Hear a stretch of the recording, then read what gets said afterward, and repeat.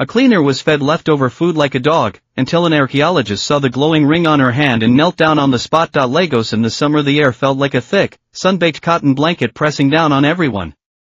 Every breath came with a scorching, gritty heat. But deep inside the Oasis Gardens, the city's most exclusive gated community, Alyawame Adebayo's mansion was a world apart, pristine, untouched by the outside swelter. Floor-to-ceiling windows framed a sprawling lawn, manicured like green velvet, stretching toward a pool that shimmered with golden flecks under the sunset. Inside, the hum of central air kept the temperature a perfect 22 degrees Celsius. Crystal chandeliers cast dazzling reflections across polished Italian marble floors, glinting off the designer dresses and tailored suits of the guests. Tonight was Adebayo's celebration, a lavish dinner party for the completion of his latest real estate empire. The air was thick with the mingled scents of expensive perfume, cigar smoke, and exotic dishes. Champagne flowed in endless towers, laughter and clinking glasses blending with the smooth jazz in the background. Adebayo himself, Nigeria's richest man, moved through the crowd like a lion surveying his kingdom. Dressed in crisp white linen, he basked in the sycophantic praise, the hushed up his success built on contracts, demolished homes, and countless families pushed to the margins. But in the kitchen, it was a different world. Steamy, greasy, reeking of leftovers and sweat. Amina, a young woman in a faded blue cleaner's uniform, worked silently alongside two others, clearing the wreckage from the party. Their carts were piled high with plates, half-empty wineglasses, crumpled napkins, and food.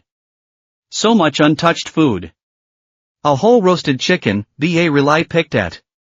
A vibrant salad, the relay touched. Steaks, now stiff at the edges. To the guests, it was trash.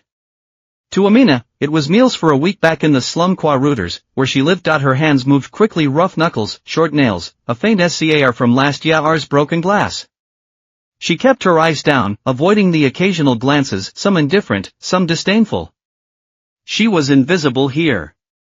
Just another shadow keeping the oasis spotless. As the party wound down, the guests drifted toward the terrace for nightcaps. But Adebayo, drunk on power and expensive liquor, suddenly swaggered into the kitchen. His eyes landed on the cart of wasted food, and his lips curled into a smirk. "Look at this," he announced, loud enough for everyone to hear. His gaze swept over the cleaners, all frozen in place.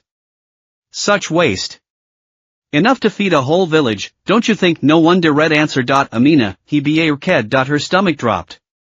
She wiped her hands and hurried over, head slightly bowed. Sir Adebayo studied her, his expression cold. Amused. "You're from the slums, right? People go hungry there." She swallowed. "Yes, sir." "Good," he said, like this was some grand lesson. "Then you know the value of food. The importance of gratitude." He snapped his fingers at a waiter. "Bring Sanu's bowl." Sanu, his prized Rottweiler. The kitchen went dead silent. An older cleaner shut her eyes, lips trembling. Amina's face drained of color. "Sir, problem." Adebayo cut in, voice sharp. "You think you're better than Sanu?" The waiter returned, holding a heavy metal dog bowl, still smear red with slobber and kibble scraps. Adebayo dumped the wasted chicken, salad, bread into it, even kicked it slightly, scattering the food in the grime. "Go on," he said, placing it on the floor. "Show your people what real gratitude looks like. Get on your knees.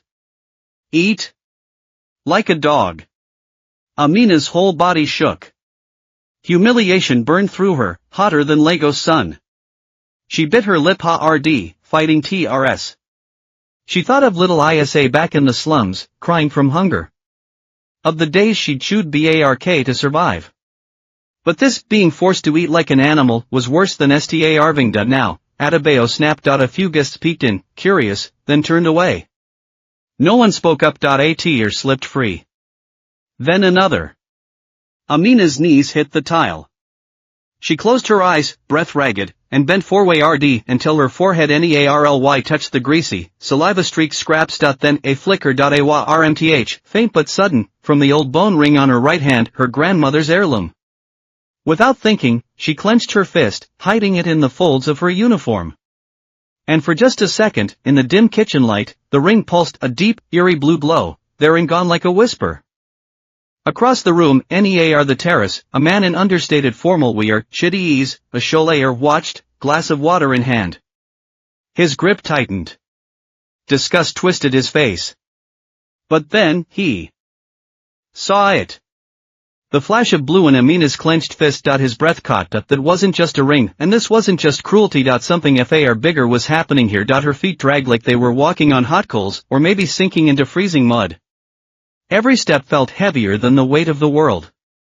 The noise of Lagos at night, car horns, distant music from bars, street vendors shouting, all blurred together in her ears, muffled like she was underwater. But the stench of that dog bowl, Adebayo's cruel laughter, those clung to her, sharp as knives. She could still feel the cold tile against her knees, the nausea churning in her gut as she'd bent toward those scraps. The slums crouched just outside the towering, bed wire walls of Oasis Gardens, SCA are the city pretended didn't exist. No roads, just a maze of shacks pieced together from rusted metal, plywood, and plastic sheets, all crammed together like leaves in a storm. Muddy. Alleys reeked of sewage and rotting trash. Food kids kicked a deflated soccer ball through puddles. Women lined up at the communal tap, filling buckets with murky, rationed water. Men huddled under flickering bulbs, whispering about jobs that didn't exist. No air conditioning here, just the useless whir of fans and the sound of people fighting to breathe. Amina shoved open the door to her tin-roofed shack, just big enough for a cot, a wooden crate, and a bucket of water. She slid down the wall, crumpling into the corner. Then, finally, the TRS came. Silent, shaking sobs, her face buried in her knees. Humiliation. Rage. Helplessness. The memory of home, so far away now, pierced her like needles. Adebayo's sneer, his voice like sinew. That bowl. That smell. A piece of her soul had shattered tonight. When the TRS ran dry, she was hollow. Numb. She lifted her head, STA ring at her clenched right hand. There, pressed into her skin, was the bone ring, her grandmother's last gift. The grooves left red marks on her fingers. Slowly, she uncurled her fist. In the dim light, the ring looked ancient. Ved from some dark animal bone, its surface etched with spirals, the eye of the ancestors, her grandmother had called it. A compass. A key. Amina traced the grooves, and suddenly, she wasn't in the slums anymore. She was home. Northern Nigeria. The dry, golden lands of the children of the Songhai. Her grandmother, the tribe's griot, its storyteller, sat under the baobab tree, silver braids swaying as she sang the stars into maps. That ring had found water when the droughts came. It had led them to hidden springs, where children laughed and women sang. Then darkness. Years of drought. The sky burned. Sand swallowed the land. Then the drums of strangers with guns, screaming, fire. Her grandmother shoving her into a cellar, pressing the ring into her palm. Run, Amina. Remember. The stars. Survive. The last words she ever wrote alone, she'd crossed deserts and cities, landing here, in this tin coffin.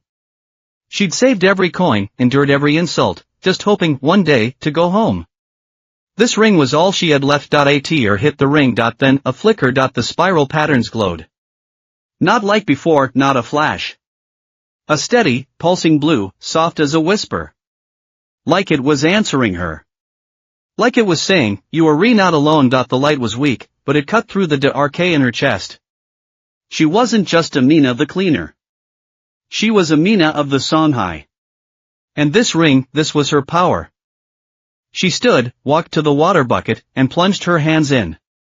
The water was brown with dirt, but she scrubbed anyway, her fingers, her wrists, scraping away Adebayo's filth. Then she dried the ring carefully, reverently. The glow held. A knock at the door. Amina Mamankosi's voice, rough with worry. Child, open up. Amina unlatched the door. Mamankosi stood there, holding a chipped enamel bowl half filled with beans, a scrap of cornbread on top. IERD, the old woman murmured, eyes wet. Eat? Don't let those vipers starve you. Amina's throat tightened. Mama Nkosi had nothing. This was her own meal. Thank you, Amina whispered, taking the bowl. Mama Nkosi touched her cheek. Your eyes are re-swollen, child. Those rich men, they're re-stone. Then, lower, her gaze dropping to the ring, my father told stories of old things that listened to the EARTH. That guide the lost. Her calloused fingers brushed Amina's hand. Don't hide its light, child. The brightest fires start in the darkest soil. Amina looked down at the beans, at the ring's glow, at Mama Nkosi's cracked, kind smile. The shame of tonight still ached. But here, in this shack, with this food, this woman, this light, something stubborn took root in her chest. Hope. Tomorrow, she'd go back to Oasis Gardens. Back to Adebayo. But tonight, for the first time in years, she didn't feel alone. Dawn in the slums right its own kind of quiet, a mix of wood smoke, dust, and the dampness that clung to the air even in the dry season. Women lined up at the communal tap, swapping gossip while they waited. Kids chased a battered soccer ball through the alleys, their laughter bouncing off the tin walls. Amina sat on a low stool outside her shack, eating the beans Mama Nkosi had given her. Simple food, but solid. On her right hand, the bone ring lay dull in the morning light, its eerie blue glow gone. Just an old trinket now. She curled her fingers around it, pressing the grooves into her palm. The brightest fires start in the darkest soil, Mama Nkosi had said. Today, she'd have to go back to Oasis Gardens. Back to where they'd broken her. But this time, the weight in her chest wasn't just fear. It was something older. Something hers. Then a stranger Ape read at the end of the alley. Khaki pants, a checkered shirt, a sun-faded backpack. A man with sharp eyes and a notebook, talking to old man Yusuf about his leaky roof. Amina recognized him. Last night, at the Pa Rudy, he'd been the only one who didn't laugh. The Sholayar Chitty eased. What was he doing here? Chitty had come for one reason, that flash of blue light. As an archaeologist, he knew symbols. Knew how relics ride power. And what he'd seen last night, that glow from Amina's clenched fist, matched the legends he'd spent a decade chasing. The ring of the Songhai, said to pulse with the EARTH's heartbeat. To guide the lost to water. If that girl really had it, he'd walked into the slums under the guise of Resee urging living conditions for a charity project. Asked about water shortages, schools, work. Listened. And slowly, the stories led him to her, the quiet one from the north. Works at Oasis Gardens. Close to Mama Nkosi. Now, here he was, hammering a patch onto Mama Nkosi's roof when Amina returned with a small bag of rice. Amina. Mama Nkosi called, waving her over. This kind man is fixing my roof. Chitty wiped sweat from his brow, met Amina's wari stare. I saw what happened last night, he said bluntly. No one should be treated like that. Amina stiffened. Her hand flew behind her back, fingers locking around the ring. I'm fine, she muttered, already stepping away. No, you're not. Chitty moved closer but kept his distance. And I saw something else. When you clenched your fist, your ring. It glowed like deep sea light. Like star light. Amina's breath hitched. He'd seen it, panic FLA read, was this a trick? Was Adebayo testing her? That's, her voice cracked. Just the light reflecting. It's nothing. Mama Nkosi gripped her arm. Child, listen, Chitty didn't push. Instead, he pulled a weathered sketch from his bag, a reconstruction of cave paintings. A tribal priestess, her hand raised, a spiral red bone ring catching the stars. Thesis what I've been searching for, he said softly. The Songhai's lost compass. It's said to find water. To read the sky. His finger traced the ring in the drawing, then lifted to Amina's hidden hand. Just like yours. Amina's knees nearly buckled. The priestess in the sketch, the spirals, grandmother's stories, the well. The wa-are. The last words, remember the stars. Then, as Chitty leaned in, sunlight hit her trembling hand, and the ring lit up. A steady blue pulse. Warmth like a heartbeat. Chitty's eyes locked onto it. Amina, he whispered, raw with awe, that ring isn't just history. It's alive and it could help thousands, people like your village, dying of drought. Your grandmother gave it to you for a reason. He met her gaze. Let me help you honor that. The alley seemed to hold its breath. Dust motes floated in the light, catching the ring's glow.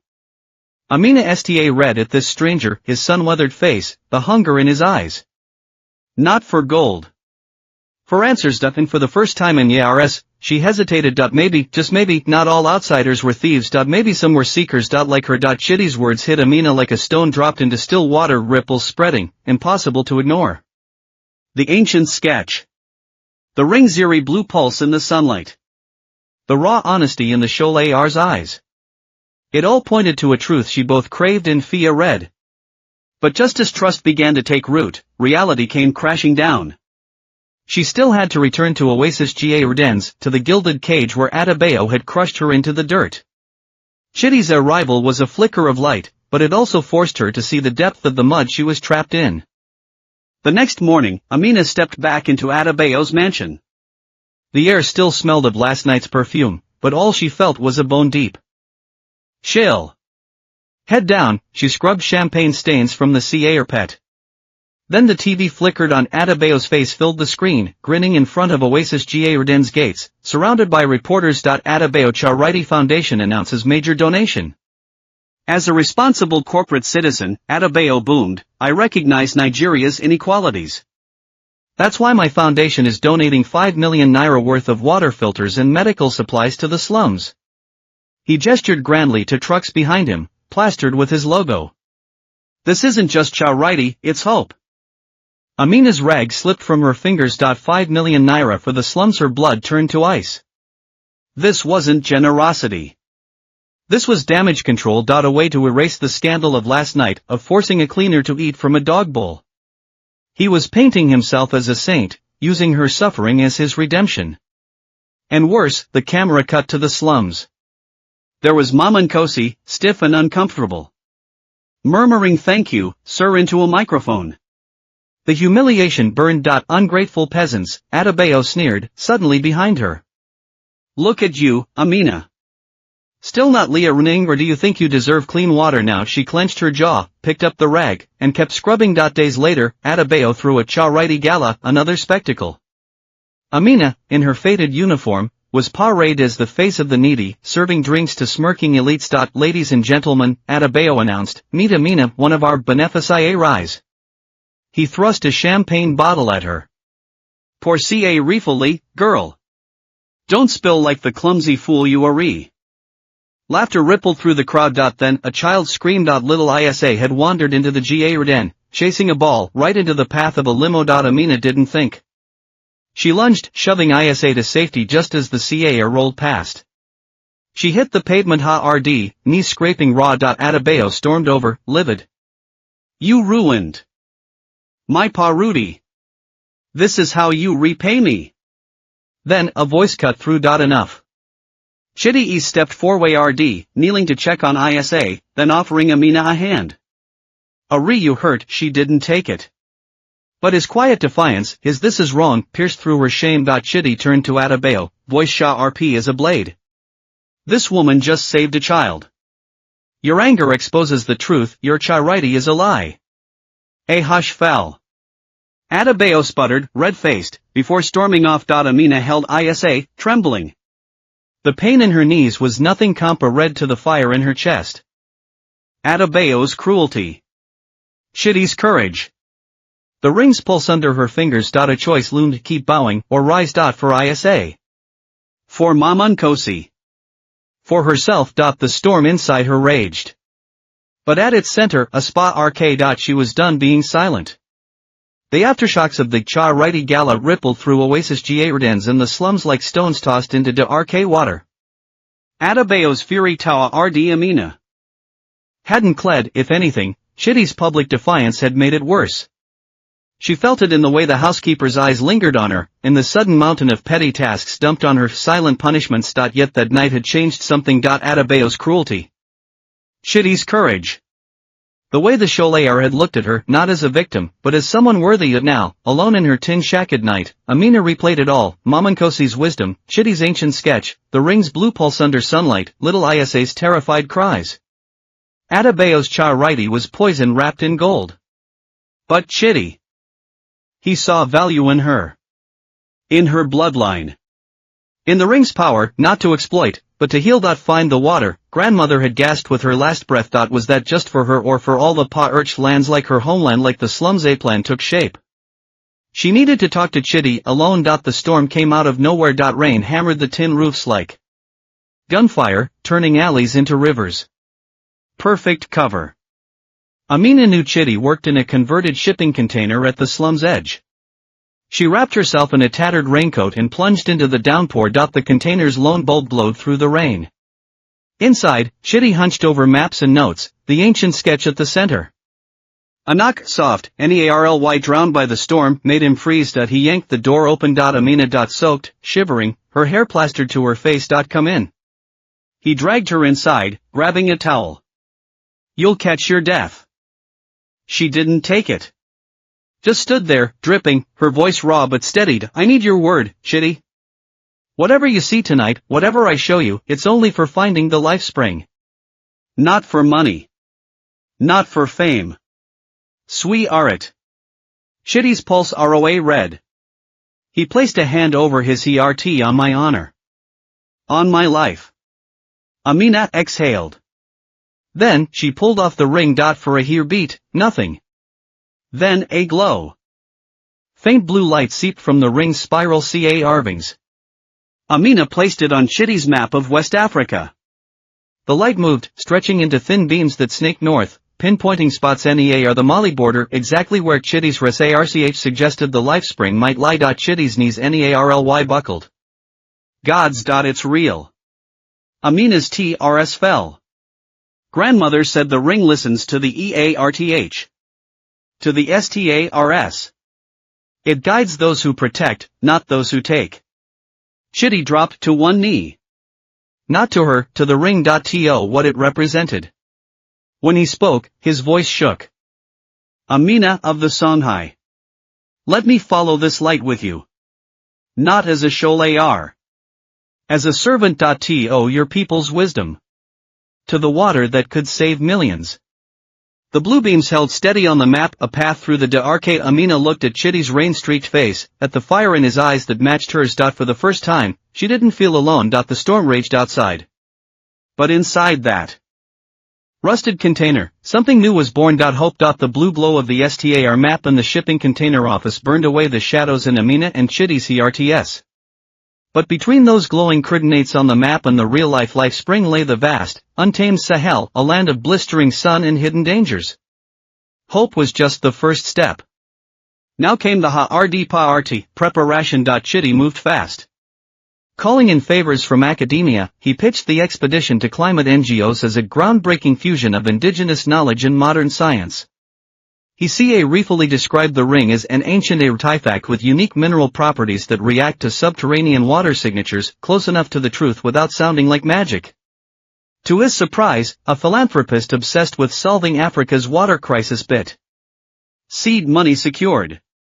We have to avoid Adebayo's spies, Chitty muttered during another late-night planning session. The man would sabotage this in a heartbeat if he caught wind. Small team. Trusted hands.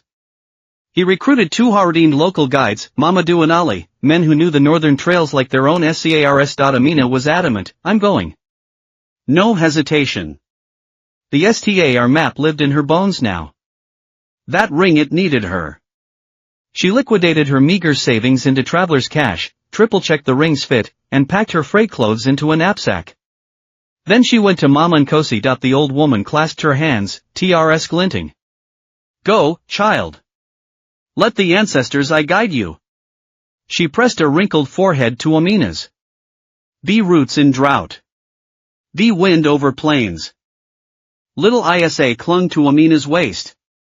Bring back sweet water, sister. The expedition rolled out at dawn, just 5 of them in a battered land cruiser, plus Isa, who Mama Nkosi insisted come to Liar in the old ways.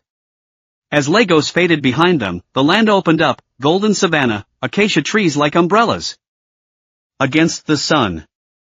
ISA hooped at giraffes loping past. Then the Sahel showed its teeth. Water rationing hit first. By midday too, ISA's lips cracked as he eyed the canteen. Chitty doled out a single sip.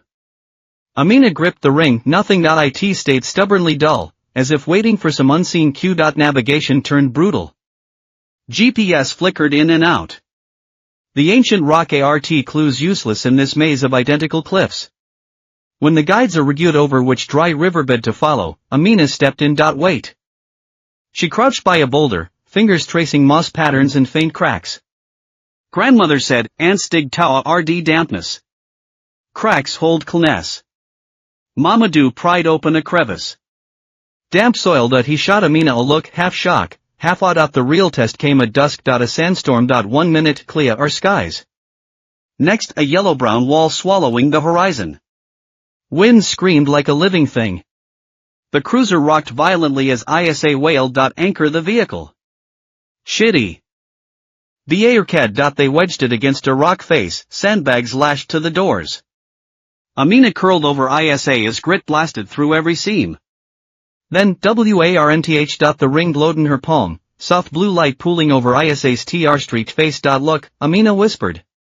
The ancestors' eye watches. Storms pass. Stars remain. ISA hiccuped, transfixed by the light. Even Chitty, scribbling notes frantically, paused, struck by the sight. This girl and a child, huddled in howling darkness, steadied by a millennia-old secret. 2 hours later, the storm died. They crawled out to a blood-red sunset, the land scoured raw. No one spoke. But when the cruiser's engine coughed back to life, the mood had shifted. They drove on, not just as a team now, but as something more. The Sahel wasn't done with them. But neither were they done with it. The expedition rolled on through the Sahel's cracked riverbeds and endless dunes. Little ISA's Fia had melted into wonder, his laughter now the team's bright spot, ringing across the Ba-Ren landscape. Chitty scribbled nonstop in his notebook, Amina's tribal proverbs, her uncanny tracking skills, the way the ring's blue glow pulsed stronger at certain Laname Archaeus ancient baobabs, strange rock formations. Each flicker corrected their path, drawing odd glances from Mamadou and Ali. Then, after 2 grueling weeks, the ring led them to a wind-sca red canyon. Red cliffs towered like jagged teeth. But unlike the dead plains behind them, stubborn shrubs clung to the canyon floor, a whisper of water. Here, Chitty breathed, pointing at a half-buried rock face. Look! They scraped away centuries of sand. Beneath it, a mural. A priest in feathered robes, hand-raised, we ring a spiral ca red bone ring identicalto Amina's. Starsfla read above him, their alignment pointing down ARD to a spring gushing from stone. Amina's fingers trembled as she traced the priest's face.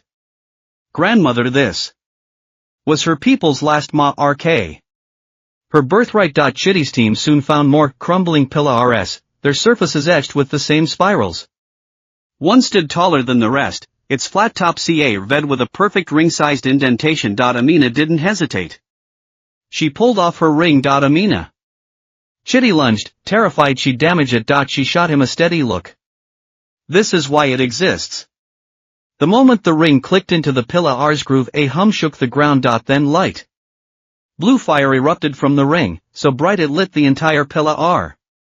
The canyon trembled underfoot. Chitty's seismograph spiked underground aquifer. Massive.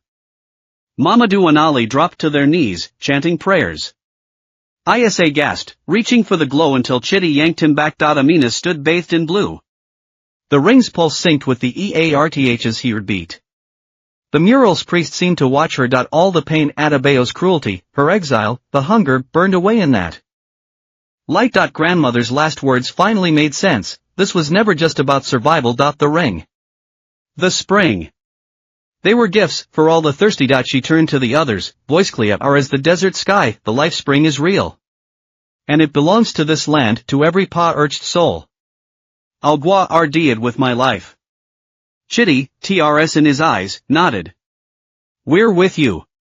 The pillar blazed on, a beacon in the wild. A lost people's voice, ROA ring back to life. The blue glow burned atop the ancient pillar all night, a beacon reigniting the Songhai's lost legacy. By dawn, it faded, but the miracle had read into their souls. Chitty's ground-penetrating radar confirmed it, a vast, pristine aquifer beneath them, the life spring was real. We must return to Lagos, Chitty insisted, packing data drives. This can't stay hidden. The world needs to know, before certain people twist it into profit. Amina touched the ring, now Wa-Aram against her skin. Leaving. This canyon, her ancestors' sanctuary, ached like tea ring wound open. But grandmother's voice echoed, Gua wrote it for the thirsty, she kissed Isa's forehead.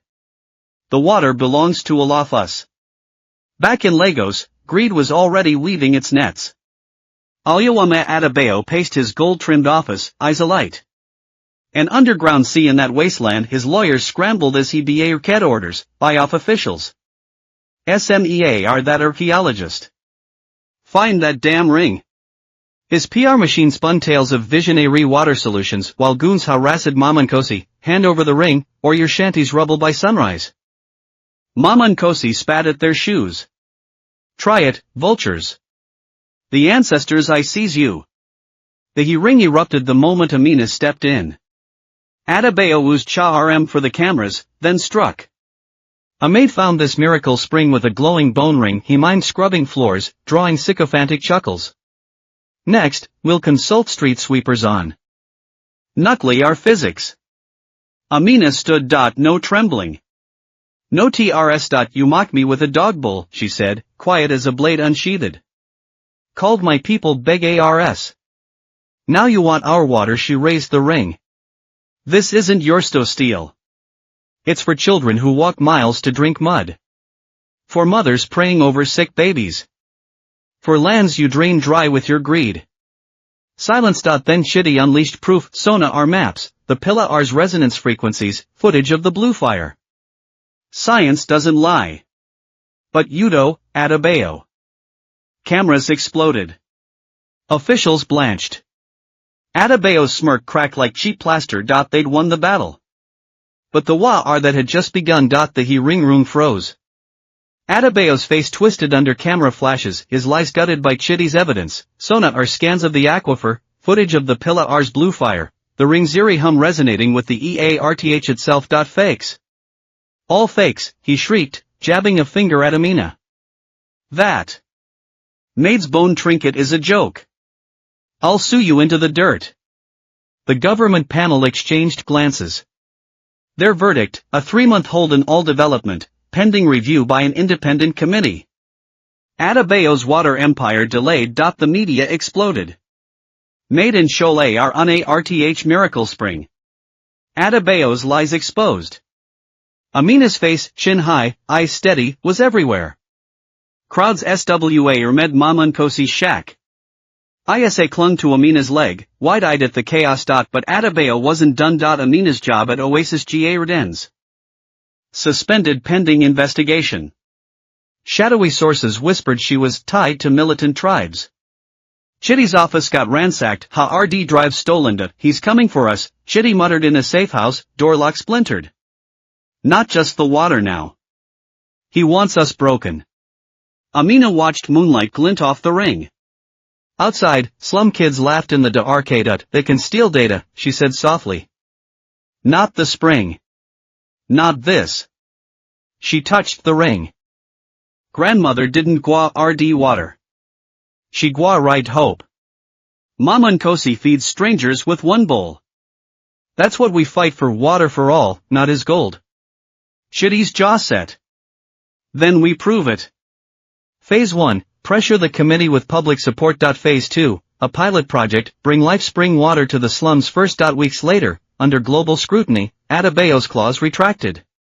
Chitty's team broke ground on a solar-powered purification hub at the slum's edge. Amina used her grandmother's methods to pick the site. Sand filters here. Stable bedrock.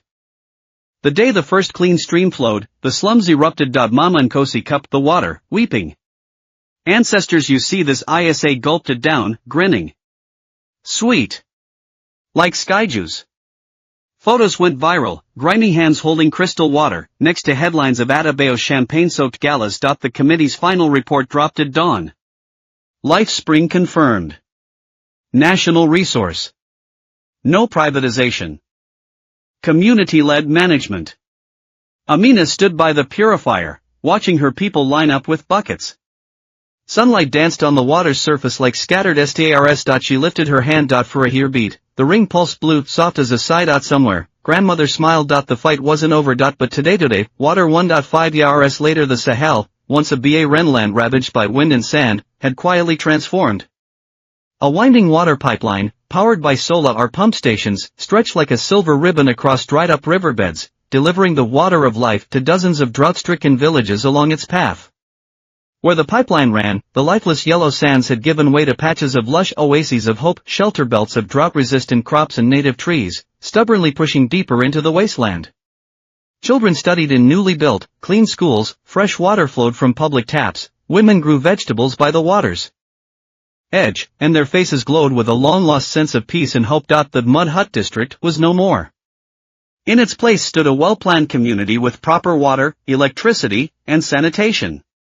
At the center of the Square stood a simple yet solemn monument, built from local stone and recycled metal.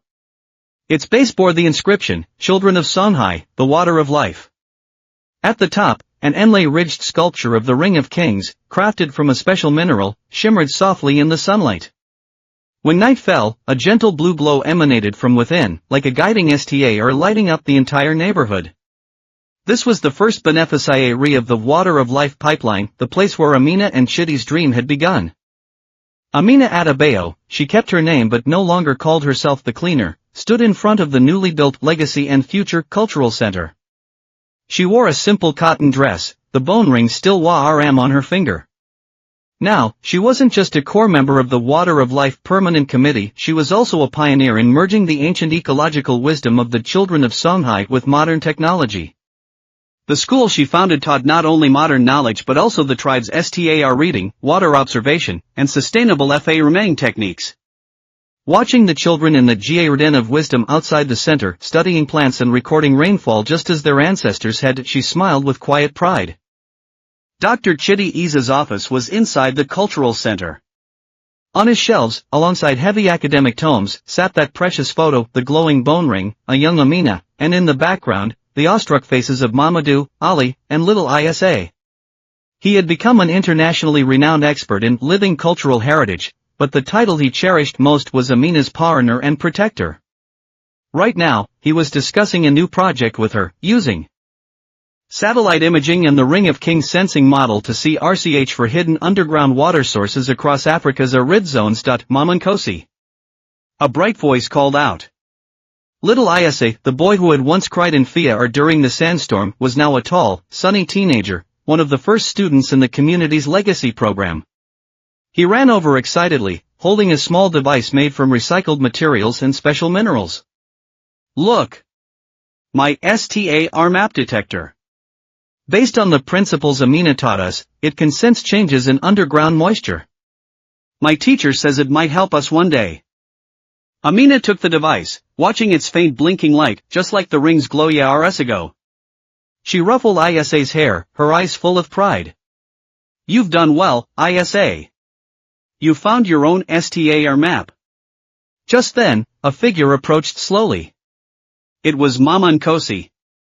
Time had carved deeper wrinkles into her face, but her back remained straight, her eyes still bright. She took in everything, the new community, the gleaming water stations, the children's laughter, Amina and Chidi Hard at work, and the monument glowing blue in the twilight.